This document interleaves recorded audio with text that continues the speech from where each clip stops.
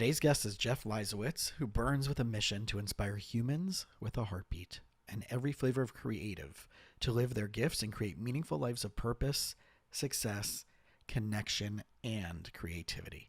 As an award-winning musician, producer, college song professor, critically acclaimed author, distributed filmmaker, and internationally in-demand coach for creatives, Jeff has devoted his life to creativity. At its best, creativity is a way for us to be seen, expressed, and connected, as he says. Within this philosophy as a guiding principle, he has helped empower countless people to tap deeply into their creative hearts to live richer, more fuller lives. His book, Not Effing Around, the No BS Guide for Getting Your Creative Dreams Off the Ground, is Jeff's first book. All right, everybody, welcome back. Yet another episode of the You Winning Life podcast. And we're going to get into the no bullshit of getting your creative dreams off the ground, what's keeping you limited, what's keeping you stuck, decision making, success, courage, all the cool stuff that I'm so excited to be talking about with you, Jeff. So thanks for hanging out with us today. Absolutely. Thanks for having me. My pleasure. So right off the bat, like, when did you absolutely know that this was your purpose, your mission, your calling? I want to start with that, and then we're going to go from there into like what the heck you do with all of your purpose, your mission, and your calling. Exactly. I think it has been I don't think there was a specific moment. I think it has always been and probably always will be an evolving concept, right? When I was a little kid, I was certainly very creative, and I was always very into like sort of being a cheerleader type, right? But I Right. had no idea, that was, going to lead me to where it's led me to. And over the years, I've done music and screenwriting and film and writing and photography and all this kind of stuff. So that comes in, and then teaching comes in. I teach songwriting at a college, the music career, so all the creative stuff happens. And then I got into NLP, Mm-hmm. neuro linguistic repatterning, because that I had an experience with that when I was young that sort of saved my life as far as I can tell. Um, and it just kind of evolved. So I practiced that for a while, and then it kind of got into this coaching, and now I'm getting into speaking gigs. It's just like you just keep driving. Yeah. It sounds like everything is an amplification of the previous thing before, and there's momentum with that. And that's something I talk a lot about with my clients is that you have momentum in either one way or another. The momentum is either pulling you away from who you can be and your purpose and your mission, your core values, or you're amplifying that based on a set of, I know what I'm here to accomplish, and here are the guidelines, right? Core values that are going to say yes or no along that decision making. Exactly, and beautifully put, and concisely put. That is true. We are always stepping forward, whether we like it or not. And that's called life. Yeah. And then the question is, we got to go to the light or the dark? Yeah. Well, how does someone sift and sort through that, right? I know one of the things that I'm having with one of my clients, as you and I were talking about something you were working on with one of your clients, is right. They have a belief, whether it's actually theirs. They have a story, right? And we know that beliefs come from stories, and values that maybe are put upon us, culture, family, religion, gender, hierarchy stuff, all that stuff, and they're really struggling with what they thought they were supposed to be doing in their life in a very specific, very niche way. And they're finding out that after 10 years, it's just not happening for them. And they're really struggling with that. And it comes with a lot of pain, and there's actually a lot of depression involved. Sure. So, what would be some, let's, if we unpackage that, like, what would be some of the differentiation in order, one, not to get stuck there in the first place, but if someone is stuck there, like, I thought that this was what it was going to be. Right. Well, first of all, I think most people have all kinds of concepts, when they're young, whether they're conscious of it or not. Here's what life should be. I'm going to do this and make this money and marry this person, and, all these things. And, as we live life, we find out, maybe some of this went down. Right. Some. Right. Some of it. Some, but probably most of it doesn't. And that's okay. Right. I think the trick is understanding that holding on to ideas about what the way things should be, again, based on what you said, beliefs and stories based on culture, family, marketing techniques, media, all that kind of stuff, is only going to cause you pain, right? So what can we do? We can center ourselves, know our values, like that, as you said, that's extremely important. You have to know who you are, like what's really driving your thing, right? And then take a look at your world. What are your skills? What do you want to do, right? And maybe it wasn't the thing before. I mean, for me personally, like ever since I turned on to music as a little kid, I wanted to be a rock star, full on. I was 15 years old, and the parents were like, "What do you want to be when you grow up?" I'm like, "Rock star, duh," right? And I tried really, really hard, and I had some, successes and all this, winning awards and all this kind of stuff, but I did not make it anywhere near where I was shooting for. And in my 30s, I had to take a look at this and be like, I have to let this go because it's too much struggle and too much pain, and it's not working. And that was a death, and it was very painful. I mean, it was very painful. And then it opened me up to like, wow, songwriting teacher, never considered that. Wow, I love this. I get to hang out with 20-year-olds and help them rock, right? Yeah. So we just have to sort of be open to the flow of life. Well, I think that's it. We become so myopic in how and what should be that we no longer sift and sort through all of the possibilities that could. And that's where I think the pain and the suffering comes from, right? And we create that, which and we create that based on those beliefs, assumptions, expectations. And one of my jobs, one of your job, right, as a coach is to help us, tease that apart of all of the infinite possibilities that could be there if we didn't like just firmly hold that tight white knuckle grip on things. And it's hard because right, NLP, right, all the neurological side of things is that we actually get conditioned. Our brain actually forms pathways that are becoming like the grooves in a record that the needle will never jump out of that. So tying into unprogramming, deprogramming, and reprogramming, or right, what is it? The pathways that wire together, fire together. But if we want to change that, what would be some of the exercises or some of the thought processes that you would challenge someone you're working with to start changing that, whether it's through NLP, whether it's some of the other thought processes?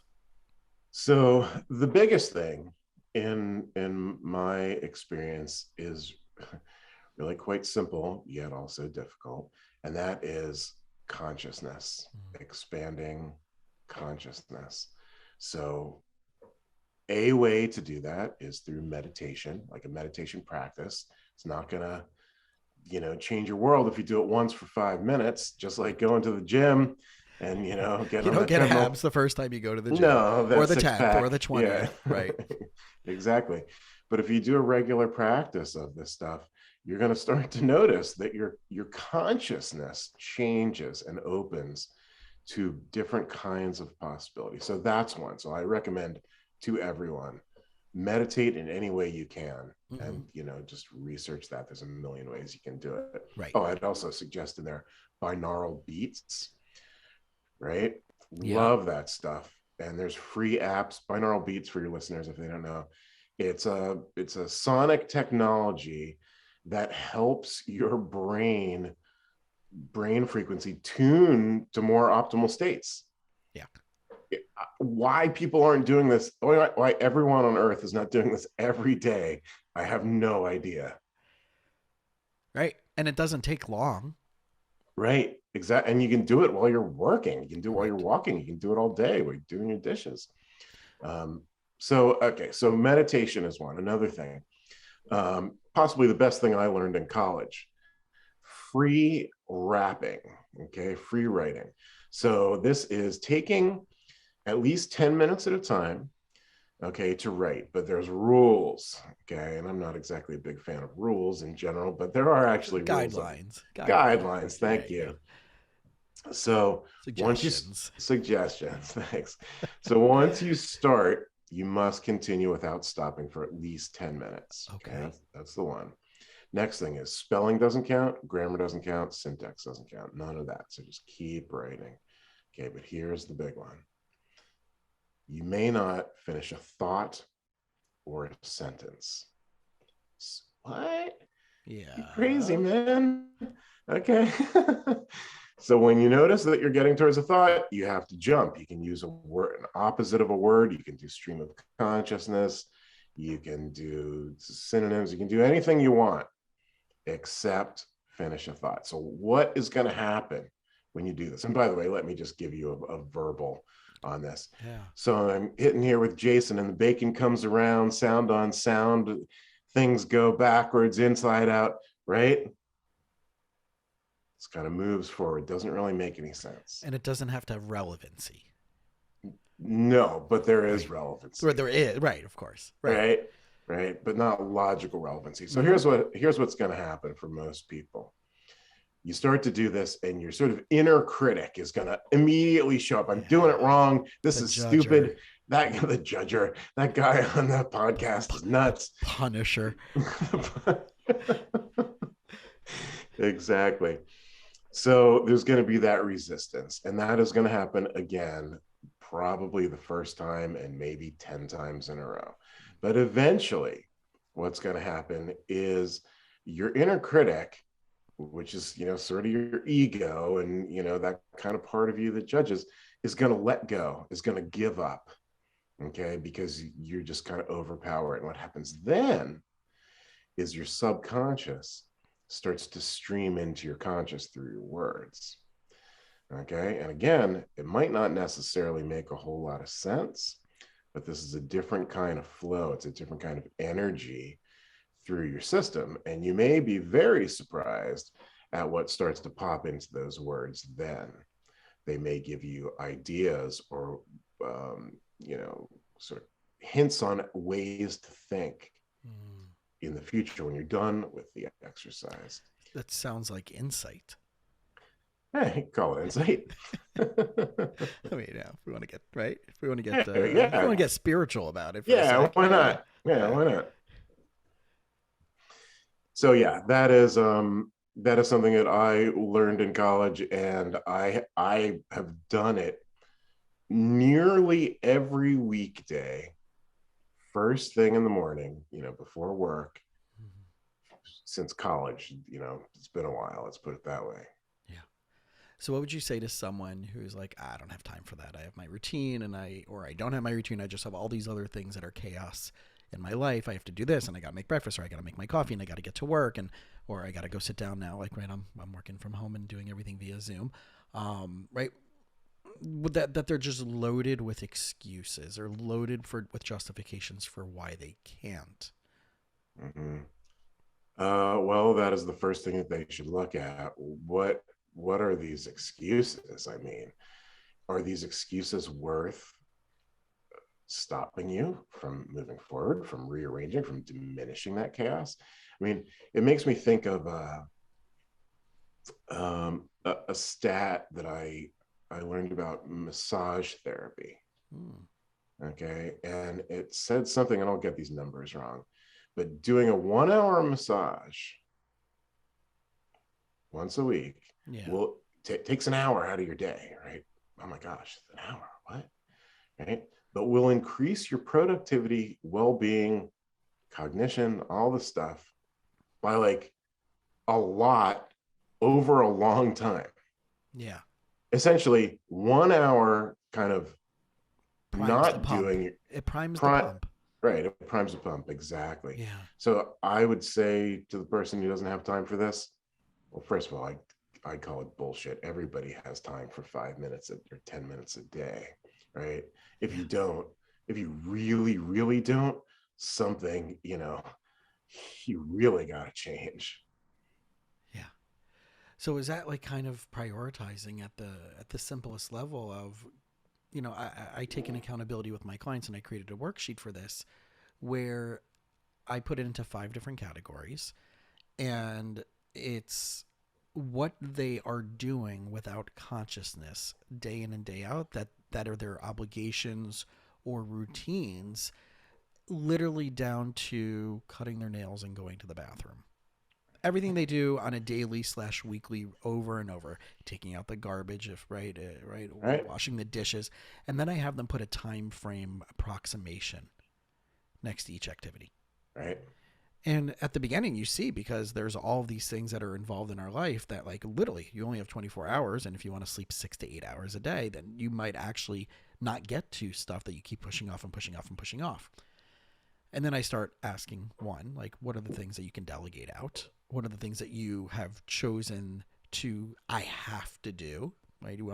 You're the bearer of the Colonel's secret recipe, and you can't dare give that up.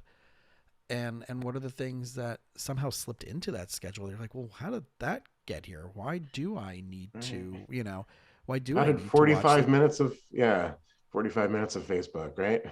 right? And right, and to be truly honest about, like, well, no, I only do it a minute here and a minute there, but that minute here, minute there, 32 times a day. Is that Exactly. free half hour to go journal or meditate or walk or work out or cook a Sure. nutritionist meal or whatever it may be? So I think, right, that shift of what, being really truly mindful about what you were saying is there, and then also realizing more along the lines of what we've let in, what culture has, our society has told us what we need to let in. Right. I mean, culture and society and family and all these things we've talked Yeah. about does a really good job brainwashing us away from our true Yeah. paths in many cases. So you got Yeah. to watch out. So this idea of not effing around. Let's break that down a little bit more, because that's the name of your book, right? The not effing around, the no bullshit guide for getting your creative dreams off the ground. Let's break down some of Yes. those concepts there. Right. So not effing around. What is it? Well, um, you know, it's a way to live life that is essentially tuned to your values, understanding things that keep us back, like comfort zone and inner critic and fear, failure, those kinds of things Yeah. are there for reasons, but they need to be, and they need to be respected in ways, but they also need to be, kind of put in their place. Like, you don't need to live based on those things. And I was just kind of looking through the book here because I've got a pretty good definition I wanted to hit you with. Not effing around is the passion, the power, the bang, bang, bang that drives us to take real action to manifest a life worth living. Mm. Yeah. Yeah.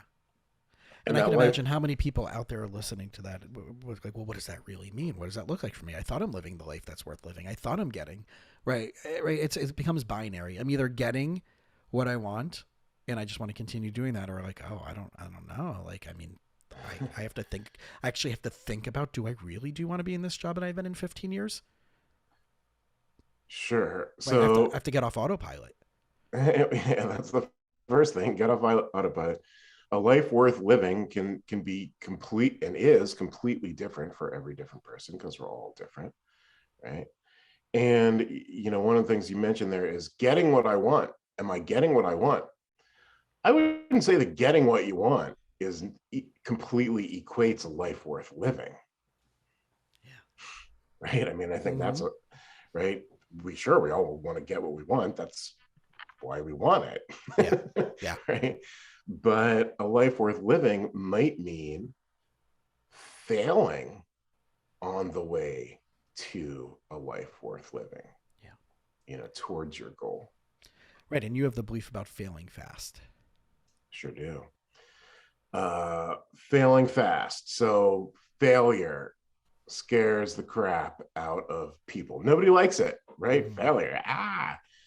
Right. But there's ways to look at this that make it much more palatable and really helpful.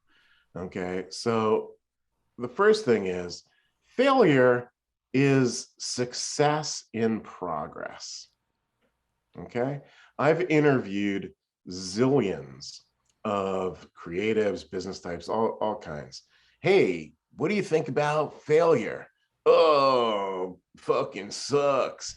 And it's my best friend that's got me to the goal line. Yeah. Right. It's a So one of duality. it's a duality. And really, it's like you were talking about before, which way are you going to look at it? Mm-hmm. Right? Is this, the beast that clobbers me and keeps me down, or is this, a way to success? So the way I like to think about it is changing the word from failure to feedback. Okay. So you have your goal, you do whatever you do to move towards it, and then failure. You didn't make it the whole way. Okay, stop. Let's change the word to feedback. Remember that failure is, the way to success. And this is where you question everything about the goal itself, Mm-hmm. what you did, what you didn't do, what worked, what didn't work. Like, ask the best questions you can come up with. Yeah. Write them down, discuss it with people who know or care. Right? Then you take a breath, you iterate your process or whatever you're doing, and you step forward towards your goal again. Guess what's going to happen? Chances are, in ways, you're going to get more feedback, right? It's Mm. very seldom in life and for any of us that we hit a grand slam home run, Yeah. let alone every time. Like, it just doesn't happen. Well, that makes sense going back to that situation I was describing before where they have a very specific myopic, like, through the microscope perspective of everything. And I Mm-hmm. asked them, so if you did get that, if that goal happened, then what? What's the day afterwards look like? So you Right. reach it, right? The thing that you've been setting out on for the last 10 years that you thought you had to do and you had to be, and that thing came true. What's 4 days after that look like?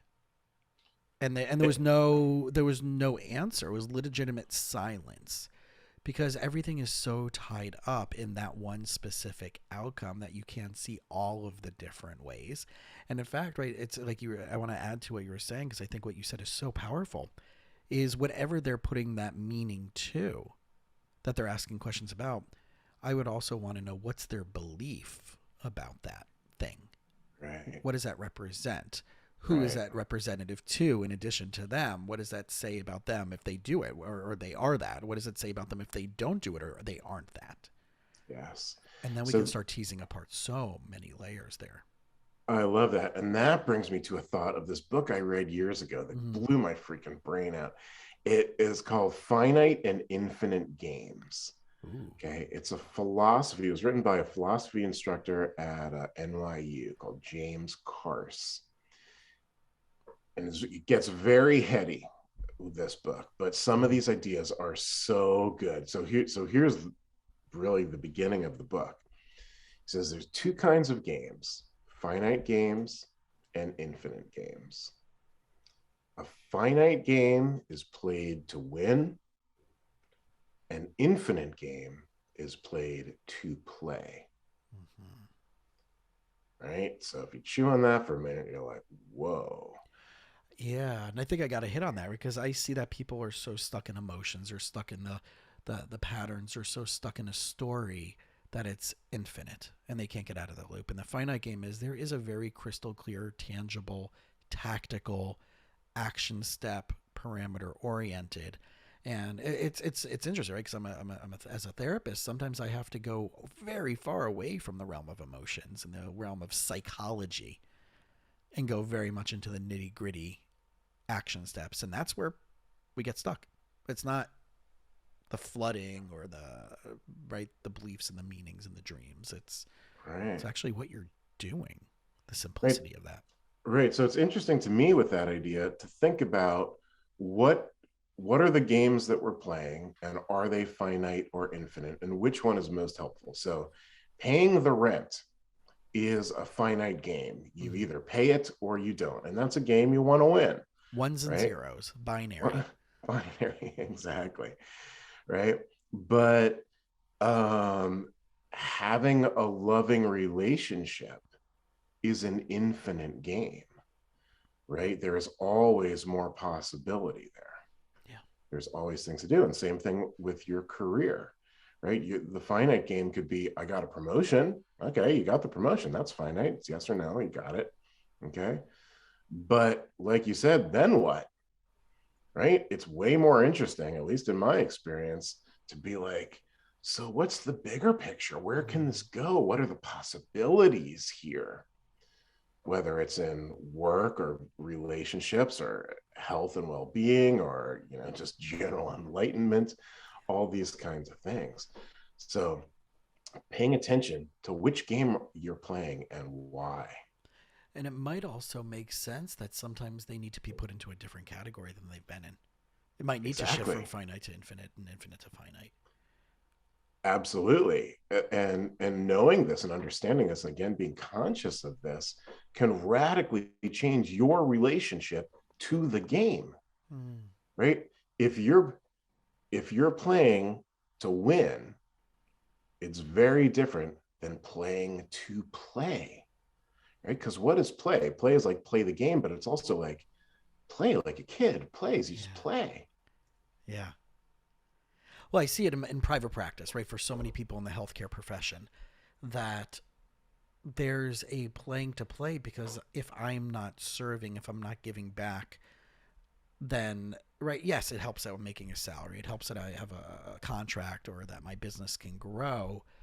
But I do see it that where people are getting stuck, especially when I'm working with them, is that there's no end result to it. It's just keep doing it until they die. Sure. So there's no end result to it. So a finite game has an end result. Mm-hmm. Maybe it's I want to make this much money, or I want to serve this many people, or those kinds of things. Yeah. Then you can at least put a parameter around that. Right. If what you're saying, kind of what I heard when you said that was, I just kind of do it until I die. Well, that doesn't. I mean, that sounds like, well, do you want to do it until you die? Or are you just doing it until you die because you got nothing else to do or you're not even And that's what thinking we've been about conditioned to do. That right, you it? go Right. to school, you get your degree, or you get a job, or you get a career, and whatever it is, whatever way that ends up, and then you just literally do it until hopefully you have enough to retire and save, and you then can finally be free at that point. And I'm finding more and more, and that's where this entrepreneurship lens comes into this podcast, where it's the psychology and the alternative medicine and spiritual insights and entrepreneurship together is it's looking at it through a very different lens. That's something that I've woken up to over the last many years. Like, what do you mean? I'm of course I'm going to be like 75 years old and still practicing and seeing a caseload of clients. I don't right, but I'm starting it from my 20 right when I was 20 and 30. I was looking at that end result because it was infinite. What do you mean I'm not going to want to see clients? How dare I think that way, that I wouldn't want to be, you know, and those things are allowed to evolve without the guilt, the shame of having newer goals, having different goals, having things that have nothing to do with what you think you're doing right now. It has to be what you're doing for the rest of your life without devaluing that which you're doing or devaluing yourself. Absolutely. I mean, we change as people, right? So our goals and our games certainly can change. If you're thinking the way you are as a 40 something year old of what you thought about when you were 15, you got a problem. Mm. Right? Right? It's different goals, it's different games you're playing. Right? So we need to just be conscious of that and be fluid with our lives and our perceptions of what's going on. Yeah. So as you're evolving, right, and you've written a book and you're coaching, what's coming up next that you're starting to have fun thinking about for yourself?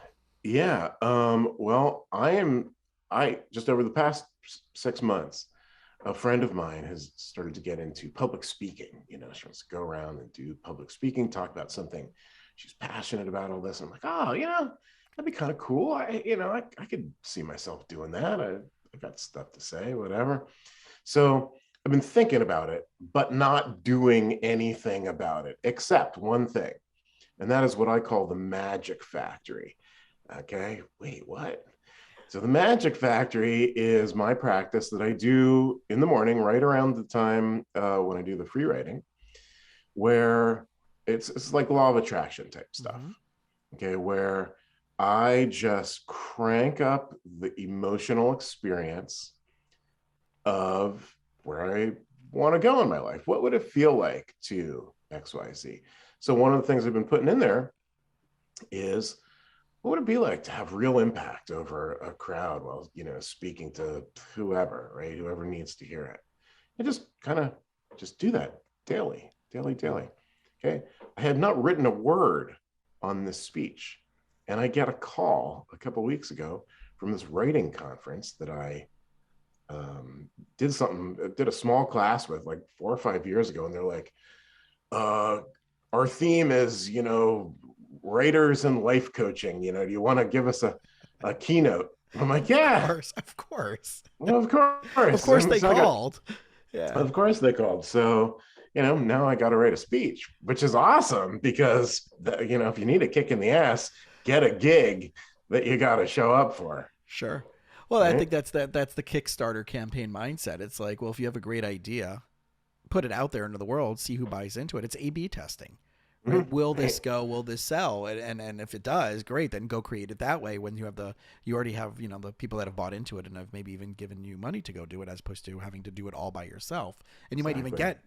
get meaningful partners in that Yes. process. You reminded me of many years ago. When I opened up my first office by myself after I left a group practice. And for whatever reason, there was a time frame where I wasn't getting any new client calls, whether it was, who knows, right? Whatever the reason was. So I did exactly what you did. I was sitting on my desk, had my computer up, and I saw my schedule, which had all the white spaces, envisioning turning them to blocked out, whatever the color was in the system that was blocked. Right.